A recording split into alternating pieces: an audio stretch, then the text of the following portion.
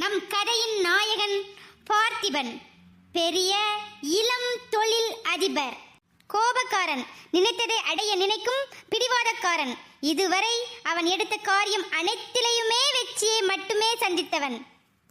நம் நாயகி காவ்யா மென்மையானவள், பெற்றவர்களின் பாசத்திற்கு கட்டுப்பட்ட செல்ல பெண். காதல் என்ற சொல்லின் மறுபெயர். பெற்றவர்களுக்கு பிள்ளைகள் செய்யும் நம்பிக்கை துரோகம் என்று நினைப்பவள்.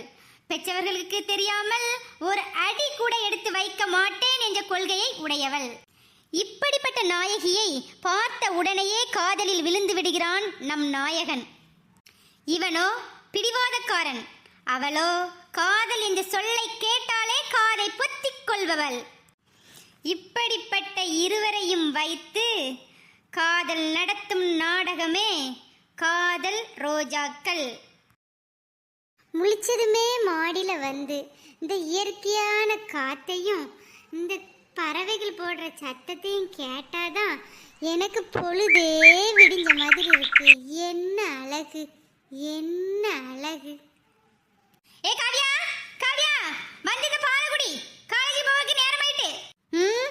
என்ன வரல பாருங்க, நான் எவ்வளவு நேரம் கத்திக்கிட்டு இருக்கேன். உங்க மோளுக்கு ரொம்ப செல்ல கொடுத்து கெடுத்து வச்சிருக்கீங்க. கூப்பிடுறது கூட காதுல கேட்காம அங்கேயே நின்றுட்டு இருக்கா பாருங்க. விடுமா விடுமா, தினமும் நடக்குது தானே. அவ காலையில எழுந்த உடனே மாடிக்கு போய் அந்த இயற்கையை ரசிக்கிறதும் நீ அவளை திட்டுறதும் தினமும் நடக்கதான் செய்வு. என்ன பண்ண, ஏதோ சின்ன பொண்ணு, நம்ம வீட்டில் இருக்கிற வரைக்கும் தான் இப்படி இருக்க முடியும். அவளுக்கு பிடிச்சதே காலையில எந்திரிச்சதோடு மேலே போய் அந்த இயற்கையையும் அந்த குருவி சவுண்டையும் கேட்கறது தானே. விடுமா, நாளைக்கு கல்யாணம் பண்ணிட்டு போன பிறகு அங்கே எப்படி இருக்காளோ, அங்கே அவளுக்கு இதே மாதிரி சுதந்திரம் இருக்குமோ இல்லையோ, அங்கே போய் அவள் அதுக்கேற்ற மாதிரி இருப்பா. சரி விடு, கத்தாத காலையிலே. எங்க அப்பானா அப்பாதான், எங்க செல்ல அப்பா. ஆமா, இப்படி அப்பா பிள்ளையும் கொஞ்சிட்டு கிடங்க, கொஞ்சிக்கிட்டு. எதுக்குமா இப்ப நீங்க சத்தம் போட்டுட்டு இருக்கீங்க? காலேஜ் போக நேரமாச்சு, வந்து பால் குடி. சரிம்மா தாங்க. நாளைக்கு போற வீட்லயும் இப்படி மேலே போய் பராகு பார்த்துட்டு இருந்தேனாக்கி மாமியார் 4 சாத்து சாத்துவா பாத்துக்க. அதுல என் பொண்ணு பாத்துக்கிடுவா. போ போய் நீ சமையல பாரு, போ போ. அப்படி சொல்லுங்கப்பா, நான் உங்க பொண்ணு, எங்க போனாலும் சமாளிச்சிருவேன்ப்பா. ஐ வாடி அதிதி குட்டி, என் செல்ல குட்டி, வாடா வாடா வாடா. அம்மா, அக்காவே எங்கம்மா? அம்மாவே எங்க செல்லும்? அவ கிச்சன்ல இருந்து வேலை செஞ்சுட்டு இருக்கா, ஒன்னே மாதிரியா? சரிம்மா, எனக்கு காலேஜுக்கு நேரம் ஆகுது, நான் கிளம்புறேன். அதிதி குட்டி, நீ உள்ள போய் விளையாடு. அதுதான் நானே வந்து சொல்லிட்டு இருக்கேன். போ சீக்கிரம் கிளம்பி காலேஜ் போடு. சரிம்மா, நான் போய் குளிச்சிட்டு வரேன். எனக்கு கிச்சன்ல வந்து வேலை இருக்கு, நான் உள்ள போய் வேலை செய்ய. நீங்க பாப்பா கூட விளையாடிட்டு இருங்க. சரிம்மா, சரி சரி. அம்மா, என்ன டிஃபன்? தோசை சுட்டு வச்சிருக்க பாரு, சீக்கிரமே சாப்பிட்டுட்டு காலேஜ் கிளம்பு. சரிம்மா. நம் நம் நம் நம் நம் நம் நம் நம் நம் நம். சாப்பிட்டுட்டேம்மா, வரேம்மா, பாய் பாய். அப்ப நான் காலேஜ் கிளம்புறேன்ப்பா. பாய்ப்பா, அதிதி குட்டி பாய். ஹே காவ்யா, வந்தாச்சடி. வா காவியா, வா வா. காவ்யா, எக்ஸாமுக்கு படிச்சிட்டியா நீ? ஏதோ படிச்சிருக்கேன்டி. அவளுக்கு என்ன, அவ தான் எப்பவுமே ஃபர்ஸ்ட் ரேங்க். அதெல்லாம் படிச்சிருப்பா. உனக்கு அது ரொம்ப வருத்தம் போல.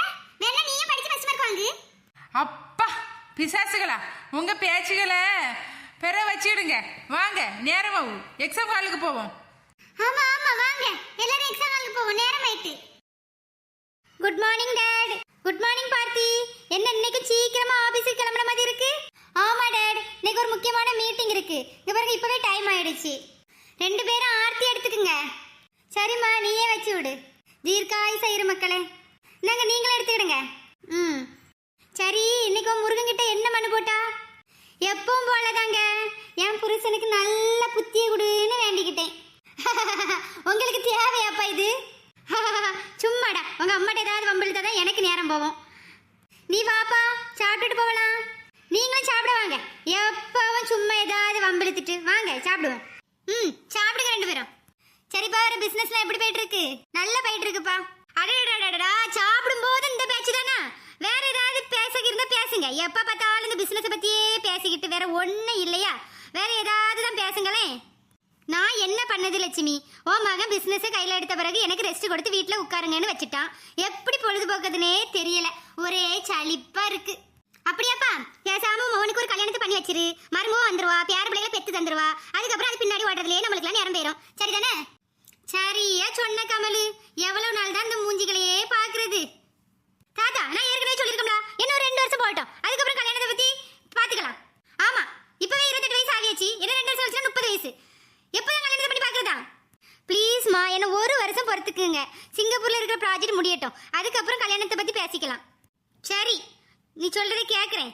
என்ன ஒரு வருஷம் தான். அதுக்கு பிறகு நீ என்ன சொன்னாலும் கேட்க மாட்டேன். நான் பொண்ணு பார்க்க ஆரம்பிச்சிருவேன். சரிம்மா, சரிம்மா. என்ன ஒரு வருஷம் போறீங்கம்மா. சரிம்மா, எனக்கு லேட் ஆயிட்டு. நான் ஆபீஸுக்கு கிளம்புறேன். Okay, bye ma'am. Bye dad. Bye Kamalu. டேய் ஏன் பண்ணிட்டு நான் மட்டும் தான் கமலிட்டு கூப்பிடுவேன். நீலாம் அப்படி கூப்பிடாது. உனக்கு நான் அந்த உரிமை தரல.